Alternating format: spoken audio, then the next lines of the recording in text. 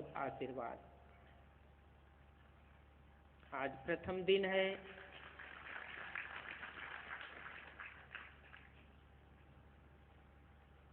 मेरे संकल्प को, मेरे उद्गार को, मेरी भविष्य की कल्पना को जिन महंत साहेबों ने, जिन भक्तों ने और जिन राजस्थान और सोजत सिटी के प्रेमी जनों ने यह स्वरूप दिया, साहेब उनके जीवन को सदा आबाद रखें।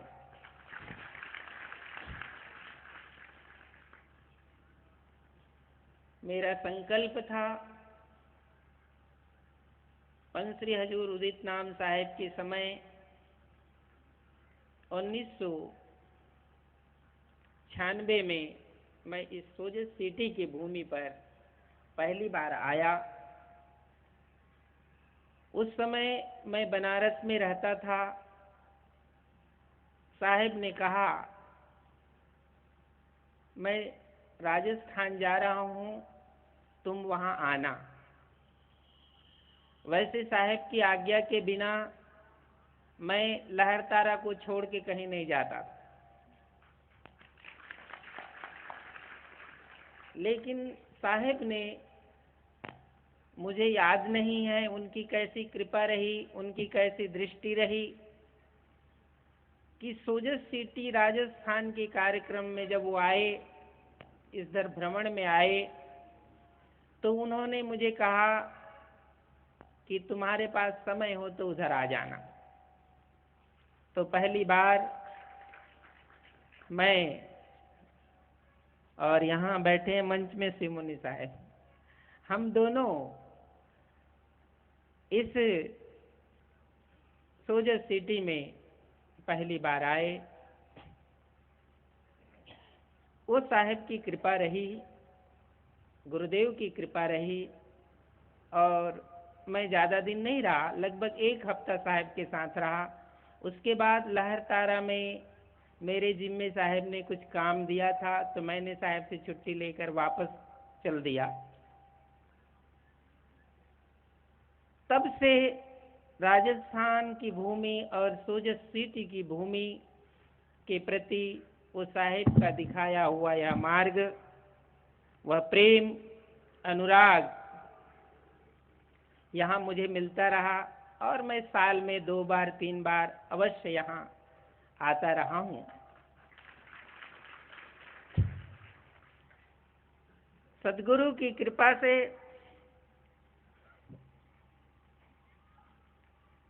मैंने अपने पंथ के प्रति, अपने सद्गुरु के मार्ग के प्रति मेरा एक संकल्प है कि जब तक हम इस मार्ग में हैं, यह शरीर जब तक है, तब तक साहेब के नाम को हर दिशा में ऊपर उठाकर रखना।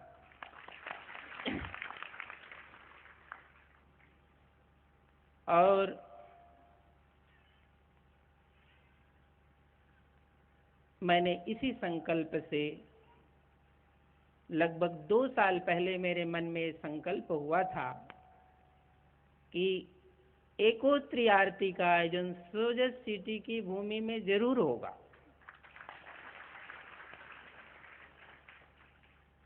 और लगभग 6 महीना पहले मैंने इसकी घोषणा की कि सोजत सिटी में हम साहेब के सत्संग, दर्शन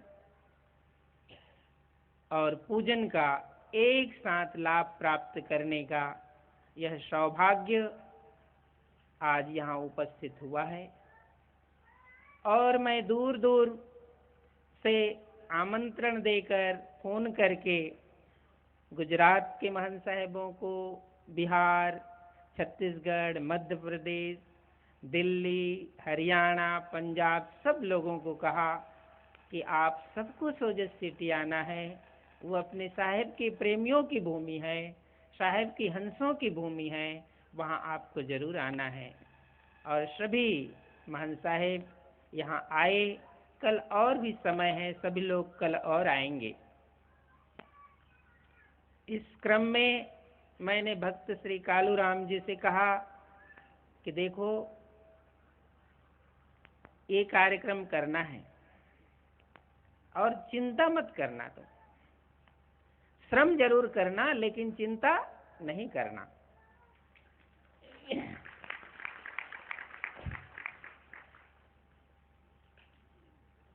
और उन्होंने भी साहेब पर भरोसा रखकर अपनी यात्रा 6 महीना से वो यात्रा कर रहे हैं। जब से मैंने ये घोषणा की तब से वो इसके लिए यात्रा कर रहे हैं। और मुझे अपने इष्ट पर गौरव होता है कि सद्गुरु की वरद हस्त जिसके सिर पर है उसका कार्य सदा पूरा होता है, कभी अधूरा रहता नहीं। और आज वही संकल्प का समय आज इस भूमि में आया है। विदेशों से भी हमारे भक्त प्रेमीजन यहाँ उपस्थित हैं। भक्त अरुण भाई जी, रामचंद्र जी भाई जी, उनके धर्मपत्नी राजू भाई, सुशीला बेन, ये सब दूसरे देश से इस यज्ञ में बड़े भाव से आए हैं। और आज शाम को लगभग 4-5 देश से महान संत भक्त लोग और आएंगे। उनको लेने के लिए संत संतोष दास जी जोधपुर पहुंच चुके हैं और शाम तक वे सब भी यहाँ आएंगे। तो कितना सद्भाग्य है, अपने हृदय को आप विशाल बनाओ। यदि सद्गुरु के मार्ग पर हमने जीवन को समर्पित कर दिया है, ध्यान रखना, यदि सद्गुरु के मार्ग पर हमने जीवन समर्पित कर दिया है तो संतों का एक सूत्र है, सद्गुरु चरणों में मस्तक धरना, सत्य नाम कहो निश्चय तरना। एक शिष्य किसको देखता है? शिष्य अपने सद्गुरु के चरण को ही देखता है। साहेब, मैंने अपने शीश आपके चरणों में रख दिया है। यदि एक शिष्य अपने सद्गुरु का चरण को देख लिया तो सद्गुरु जिस मुकाम को बताते हैं उस मुकाम को भी वो देख लेगा। और यदि उसने चरण ही नहीं देख पाया तो दुनिया में कुछ भी नहीं देख सकता, कितना ही जन्म वो ले ले। सद्गुरु के चरण को देखना। मैंने सौंप दिया इस जीवन को गुरुदेव आपके चरणों में। यदि आपने अपने जीवन को सद्गुरु के चरणों में समर्पित कर दिया तो एक तप है, एक साधना है। क्योंकि मन तो भटकाता है, प्रतिपल भटका देता है, प्रति क्षण भटका देता है, आधि व्याधि उपाधि सब लाकर भटका देता है। अभी 26 तारीख को ये संत महंत जी हैं, इन्होंने कार्यक्रम रखा, साहब एक दिन के लिए मेरे यहाँ आना। तो मैं सुबह 5 बजे गया यहाँ से, दिन भर उनके कार्यक्रम में रहा, शाम 4 बजे वहाँ से निकला। जैसे ही मैं किशनगढ़ के पास आया, मानो ओला ने पूरा हमारे रास्ता ही रोक दिया। तुरंत मैंने फोन किया वहां से संतोष को कि सोजत सिटी में क्या समाचार है। उसने कहा कि साहब यहाँ धूप निकली हुई।